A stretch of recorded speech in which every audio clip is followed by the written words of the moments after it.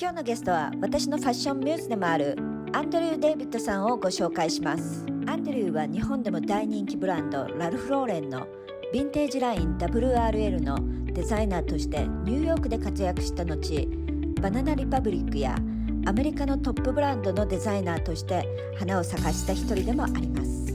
現在は自社のファッションコンサルティング会社の経営及び世界最大のファッション展示会 WWD マジックソーシングのディレクターに就任し、またロサンゼルスの有名ファッション学校のOTISで講師としてもデザインからパターンメイキング、グローバルファッションビジネスまでの教育を指導しています。ファッションビジネスの仕事に今後携わりたい方やデザイナーになりたい方、起業家になりたい方にとってこのインタビューはすごく勉強になり、アメリカのファッションプロからのアドバイスもあるので最後までぜひ聞いてください。Hey Andrew, how are you doing? Hi Ayumi, thanks for having me. You're welcome. So how have you been doing in this, Corona happened? Of course, within this last year, everyone has had to pivot, change their mindsets, change their business, change their approach on what they're doing. In every facet that we do here in this fashion industry, we've had to make some alterations in the way we do things. Some for the better, and for the most part, yes, for the better, because everything has become digitized, so it's causing the world to move faster and really become more fluent in addressing the needs of our customers as well as the needs of our business. Right. But it's really, really difficult to not be able to touch the product. And then, you have to go through the, in the virtual. So what is happening right now? What is happening in the fashion industry? Last year with the pandemic, it's caused different parts of our industry, depending on which part you are involved in, whether from retail or the development and design side. It's changed the game in the way we do things. So from the development and product development side, you have to do the online rather than face-to-face. And so, of course, you have the communication, but then there isn't that tangible, like you said, in-person touching of samples and fabric. So, I think everyone's done some workarounds in terms of being able to send the samples or send the swatches. But, I think there is no replacement of that tangible experience. From the retail side, as we know, a lot of the retailers have gone out of business because, customers aren't able to go into the brick and mortars. However, what's interesting with the retailers is, and the brands, all have now pivoted to e-commerce and online. It's been this massive push to get everyone online, and those who were afraid of it and never actually thought of having an online shop or online store, now everyone is forced to have it. And so in a way that's caused some positivity, right, in the effects of the pandemic. It's caused everyone to move to digital, which really is the future. Okay, so can you tell us about your story, how you got started in this business in fashion industry? I'd love to tell you my story, Ayumi. Growing up, I'm from an immigrant family. I, moved to the U.S. when I was 4 years old. I grew up here in Southern California, where I live now. But at the age of 18, I decided to go to business school. But before then, since I was 12 years old, I was always interested in fashion design. I was sewing at 12 years old and making. Really? So 4 years old, you already aware you wanted to do something as in fashion. Yeah, I'm always interested in, very young, I was choosing my own clothes, picking out the colors that I wanted to wear. And that cultivated because my mother was very supportive of that because it comes from my grandfather, who was a tailor, and they own fabric stores. And so that's really where I get it from. But then I went to business school first, right out of high school, and got my degree in marketing. And then after I finished that degree, I moved to New York because I wanted to be a fashion designer. I knew it. So I wanted to go and get my second bachelor's degree in fashion design. And so I went to Parsons School of Design in New York. And after graduating that, I ended up just staying there, living and working as a fashion designer and moving my way up into, companies like Ralph Lauren, Banana Republic. I did an apprenticeship at Hermes in Paris. So just having a career of spanning the course of about 20 some years, moving up into leading an entire brand, being a creative director for that, was really my experience of hitting that pinnacle within my career. And so after that, I ended up moving back to Los Angeles and then decided to open my own company. I started my own consulting company.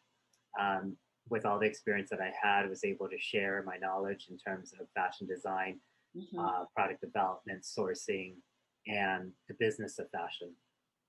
And from there, I have now currently doing a few things, being one, my own company. Number two, I work for the organization that puts up the magic trade shows in Las Vegas. I lead the sourcing show of that, Sourcing at Magic. And then as well, I am an instructor, faculty, lecturer at OTIS College of Art and Design here in Los Angeles. And there I teach fashion design and also business. Wow. Your career is so moving up. Right. Thank you. I would say I've been very fortunate, but at the same time,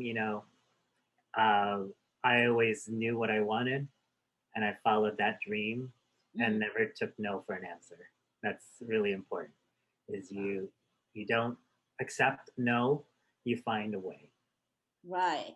Actually, I learned so much things from you. Thank you. I didn't know anything about the, U.S. like global fashion business, but I learned from you so much. Thank you for that. You're welcome. So what is your specializing? Like what do you specialize in this industry? Yeah, it's difficult to say what I specialize in because I call myself a jack of all trades. I know every facet and every part of this business. But if I were to say my career has taken me down this path of knowing what to do with a fashion business, like in terms of the creative. And what is really important today is branding and carving the niche for your business. For me, a business, this is one of my sayings, is if you're not selling, then it's just a hobby. And so for me, it's targeting and making sure that the business that you're creating really has an audience and you will have customers, right? Right. So because if you don't make sales, then it's not a business. Right. So what it's called? It's just a hobby. Yeah, exactly. And that's one of the things that's very difficult for most designers is that they start with the product because they have an idea. And this world is full of ideas. Everyone has a great idea, or everyone thinks that they have the next best thing. Right. And really the reality is you're no different than the next person. And what makes you different is how you position your business and your brand against the others. So what should we do first? The first thing is to research the market. Research That is for number the one. market. Research the market. And when I say research the market, it's looking at the market level that you want to sit, which would be the price points, the competitors, which part of the industry do you want to sit? If we're speaking specifically about fashion, so know which market that you want to sit in, know who are the key players in that market, as well as, and even more important, is who are the new entering companies. The new brands are the ones who are going to be your direct competitors. The ones who've been there the longest are not your true direct competitors, because you will not be able to steal market share from them because they've got already a loyal base. It's the new companies that you should be really looking at and what makes them successful, so that then you can position yourself accordingly.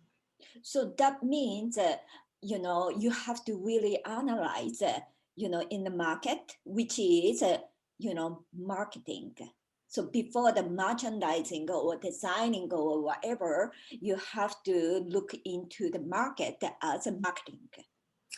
Yes, for sure. I mean, what you do is you look at the market, see who are the key players, the key competitors that are sitting in that market. What are the products that they're doing? What are the price points they're doing? What are the customers that they have, and who are they? And then what's most important is, what is their niche? What is it that makes them unique and interesting, right, and accepted by the audience, right? Those are the key things to look at. And so once you understand that from every single competitor that you said that is who I'm looking at, then you should say, well, how is my company going to be different than theirs? Because every company needs to set itself apart, right? Why do they need another Chanel, or why do they need another Louis Vuitton? We've already got those, right? So, the biggest one too is Alexander McQueen. Everyone wants to be like Alexander McQueen. Yes, amazing brand, but we've already got one. So what is it that you're going to do that's going to be different than that brand? Right. Because another saying I say to everyone is, no one needs more clothes. No one needs more clothes. No. That's true. Like, no one needs more clothes. This industry is full of, it's just oversaturated, right? Everyone has every piece of clothing that they can probably wear from now until eternity, right? And so what is it that's going to drive that consumer to buy yours? Because it's not because they need clothes. Right. That is really difficult. Right? Yeah, it's a difficult exercise. One of the other things too, as a new brand and as a designer, all of us have egos. We also don't like to face the truth about certain things, because we don't want to accept it, because we think that we are the best. And it's good to think that you're the best, but you also have to be humble enough to accept the truth. Right. To accept the fact that possibly your idea, the way it is currently, is not going to work. And so in order for you to be successful, you may have to adjust it slightly, adjust that vision slightly, because that minor tweak can be the difference between 0 profit to $1 million profit. Yes, I get it. Really, I get it. Yeah, I know what exactly you're saying. Thank you for the great advice. Have you been like a smooth road for you, in your life, or your fashion industry, fashion business? I would say that my career path was a smooth road, but the path within there was not easy. Definitely had many hours of long days, lots of travel, times where I was really at that point of, I don't think I can do this. This is really taking a toll on my health, my body, my mind. Mm-hmm. But in those moments of where you're feeling the most down or pressure Mm-hmm. is when you rise even higher. Mm. And for me, I always end up looking back and thinking that was tough, but I know that I was able to get through that. So I know that the next one, Mm-hmm. it will be fine. Really? So Yeah. if you have an obstacle like in the front of you, you always trying to challenge and then get through that. Right. But Yeah, how you get? and like I said, I don't take no for an answer. I always find a way and a reason to get around or to figure out a solution, right? Mm.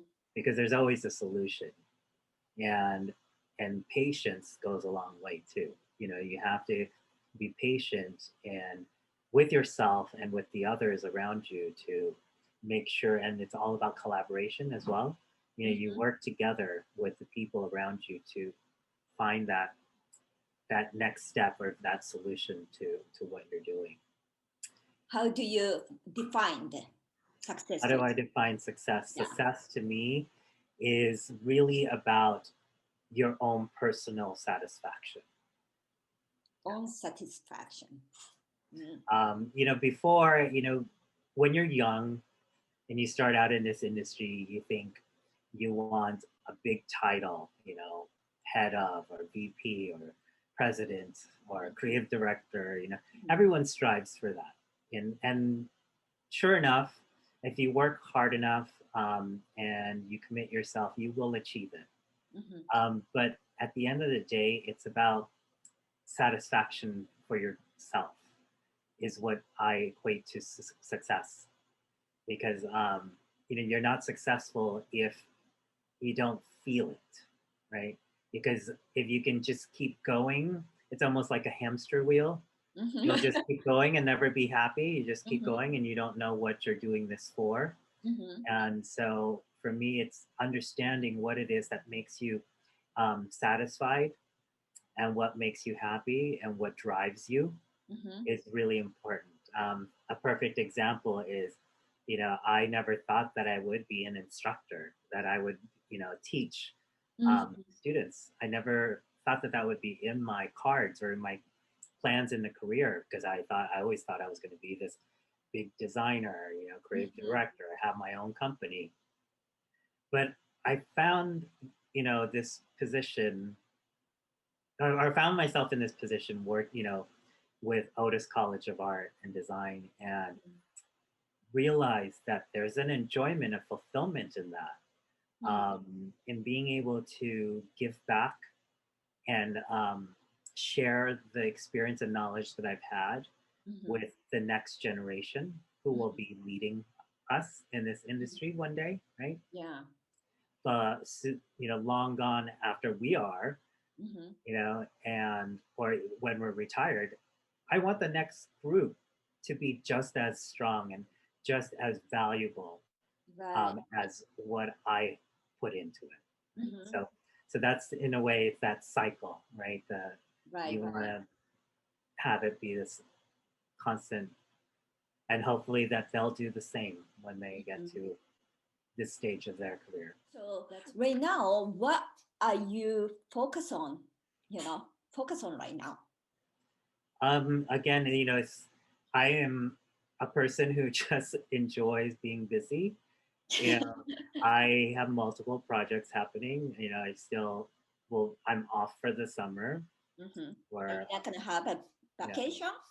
So I'll probably take some time off. But at the same time, I work for the Magic organization, and we have a big trade show coming up. And so I'm working on that. That is happening in August in Las Vegas. So it's going to be physical. It's not battle, right? It's going to be physical with a hybrid virtual solution. So for those, companies who cannot travel, we're going to offer a virtual opportunity for them. Oh, that's interesting. So how many how many exhibitors, coming in? Well, we're looking for, normally we've been in a large show. We've had, 1,000 exhibitors. And, we've basically, because of the pandemic, and it's our first time out of the gate for post-pandemic, we've really narrowed that down because we're still abiding by CDC guidelines and restrictions. So we've cut that down to almost half so that we have, wide aisles, so the aisles are, and then the booths are, the exhibitor booths are spread out so that there isn't this close in contact with everyone. So, so we're managing it in that case. I see. And then, so how many attenders are you guys expecting? Well, we're hoping to have quite a lot. We don't have the numbers in yet, but we're working on it and trying to get.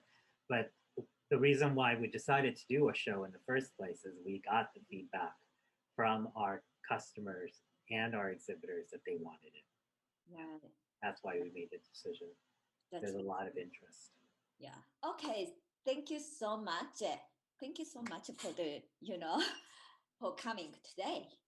And I had a great time with you. Well, thank you, Ayumi. I appreciate the time. And this was a pleasure to share my experience and, and being able to chat with you today. Yeah, you are amazing. Anyway, as always. Well, the same to you.